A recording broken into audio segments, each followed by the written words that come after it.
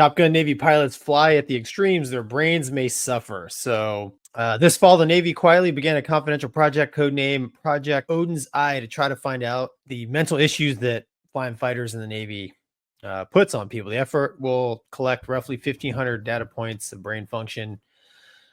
Looks like they're going to profile Top Gun guys specifically. However, just because whether you're at Top Gun flying or you're just out in the fleet flying, you're subjected. It's all the same. So Top Gun has it's not any harder on the body than being just a fleet. Oh no, the documentary showed them pulling 9Gs. You can pull 9Gs.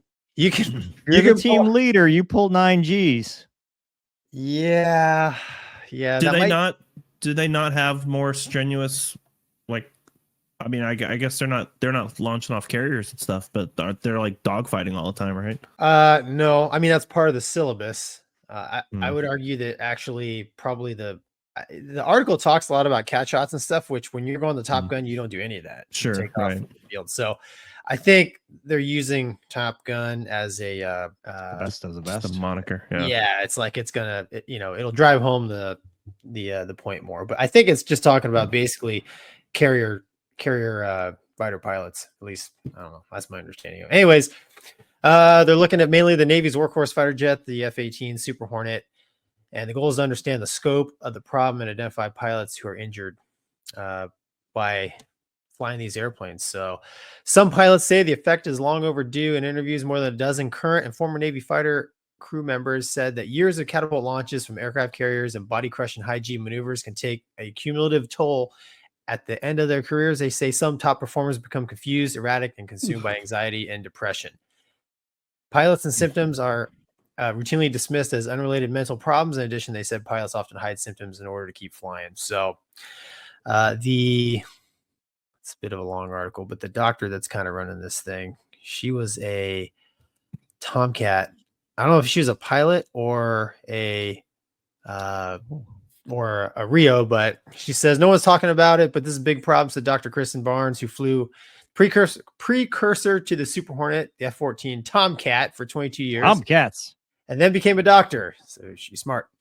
When you launch from the carrier, you accelerate from 0 to almost 200 miles per hour in 2 seconds. Your brain gets squished in the back of your skull. You can heal from that once, but can you heal from it 10 times? She did it 750 times. So, but she still became a doctor. She did, which tells me she's probably a Rio. Just kidding. Yeah, it's kind of crazy. They mentioned Jello in there. Yeah, so the article, I mean, I don't know why, but I'll summarize the rest of it. The article talks. I mean, no, it talks about your brain is like Jello. Oh, not the person, right? Not the man. Well, Jello was so movers. Like I was just kind of reading through it before the show, and the one of the pilots that he committed suicide. I didn't know it. I knew him. He went. He was a year ahead of me, but we'd flown together because he was a Top Gun guy, Jake Rosales. So, and it talks about how he made it to the rank of captain or 06 in the Navy. So he'd had a lot of exposure to cat shots, traps, BFM, because he was a Top Gun guy, a squadron commander, RAG skipper as well. And, he committed suicide, and leading up to that, his family reported that he just kind of kept withdrawing and, his, just going into a darker place. And could there be any relationship between his career and his mental health there all the way to the end? And Jello, Ainello, he would have been in that same cadre. And there's another Top Gun guy in the article as well, Jeff Fellows, I guess, who knew Rosales. And I went to flight school with Fellows. He was another Top Gun guy. So it's very sad to me because, like I said, I knew of Jake Rosales, and I would never expect that from him. Is there any correlation from,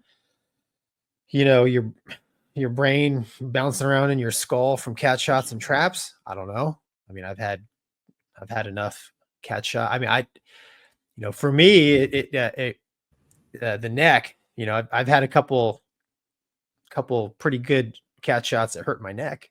But I kind of jokingly told Mover before the show, that's probably what's wrong with me. Maybe those cat shots, did something to my brain. But on a serious note, I mean, maybe potentially it could be present and contributing, right? Like, so Yeah. it's not the reason, but it's compounded with other things that have gone on, because lots of people have done lots of cat shots, right? And all these other things, but not everyone's doing it. So it's like, okay, but this could be contributing to something else that's going on with this particular individual, and it's just kind of piling on or making things worse. So yeah, it's worth looking at. I mean, the brain, we don't really, we don't understand how the brain works very well. And it takes a long time for us to gather data on the stuff that we do to our bodies, right? And let's be honest, like shooting people off of aircraft carriers is relatively new in the sphere of human, existence, right? So, right, yeah. I mean, you look at boxers, right? I mean, that's pretty much confirmed. Like you do a long football, career, right? They do things differently in football now. Yeah, same thing with riding dirt bikes, racing motocross. I mean, you get hit in the head enough times, and they will not let you. If you're professional, they're like, no, you're done, because the risk factors go up, and that for death. So I don't know, Mover, what do you think, man? What's the old saying? Correlation does not equal causation. That's a tough one to nail down, especially with a limited data set. Right. One of the things that is another factor, and Doug, correct me if I'm wrong, but a lot of these anxiety, depression, all these things that they're talking about, another contributing factor is high intelligence, which you get in pilots. I mean, people that get to that level of their career, you're not dummy flying high performance aircraft, period, dot. So that could be a factor. The fact that, you're taking the weight of the world on your shoulders and you have no way to decompress. And then once you get out of being high performing for an entire career, it's like, I don't know what to do. I don't know how to turn this off. I don't know how to deal with daily life. And that contributes to suicide and stuff like that, which is why we talk about mental health on this channel as much as we do. I could easily see the cat shot versus the, trap argument of moving your brain around in your skull and causing some kind of brain injury.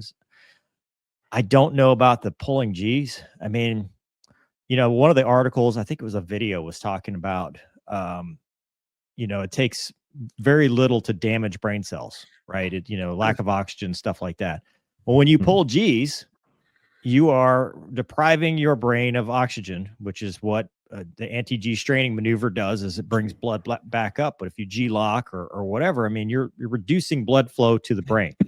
But if that's the case, why are we only talking the Navy? Because the Navy pulls 7.5 Gs. I think it's the axis, right? No, they talked about BFM. Yeah, I know.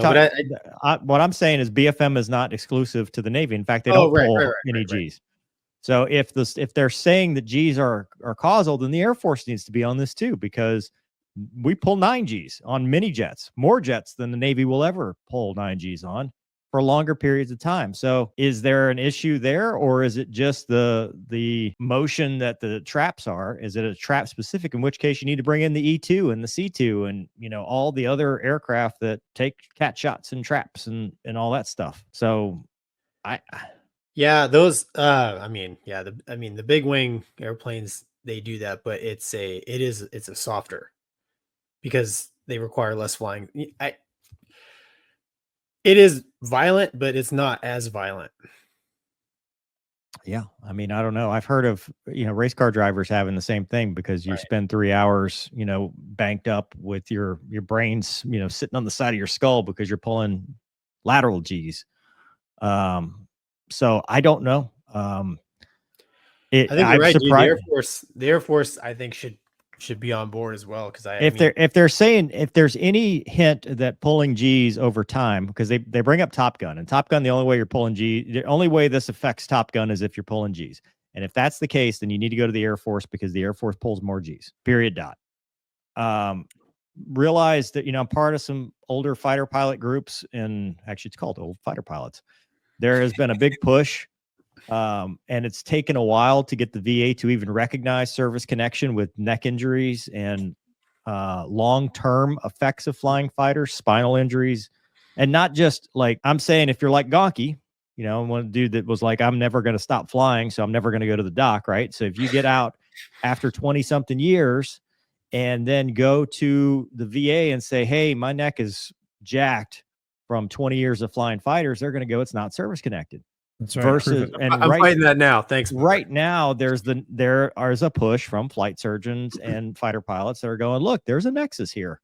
You know, you put that strain on your spine, you are going to be injured over time. It's going to cause arthritis. It's going to cause discs to be out of place. You know, it may not be present at the time when you're 20 something years old, but it's like a football player, man. Your knees are good when you're young, but not when you're 40 something or 50 something or whatever later on in life.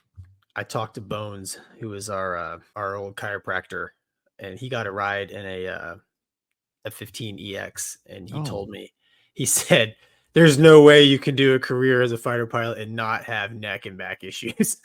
One flight is all it took him. He's like, yeah, dude.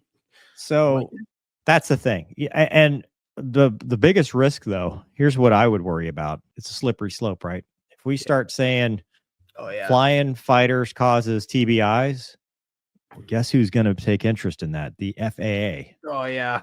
You know, now it's like, well, you can't get a medical because you got this VA thing and we've been looking at your record. You know what, man? That would be so many people. Like, at the end of the day, the FAA still got to keep, like, they got to keep the metal moving. They got to keep stamping things, right? So, but I agree with you. Like, it could be concerning, but I think it'd be so overwhelming. It'd be like, all right, well, I don't know, just write that out. Send them to the 73 Max department. But I don't want to be the first. I wouldn't want to be the first dude to be like, hey, I got a brain injury. Well, do you even have to raise your hand? You know, I mean, right, dude, that's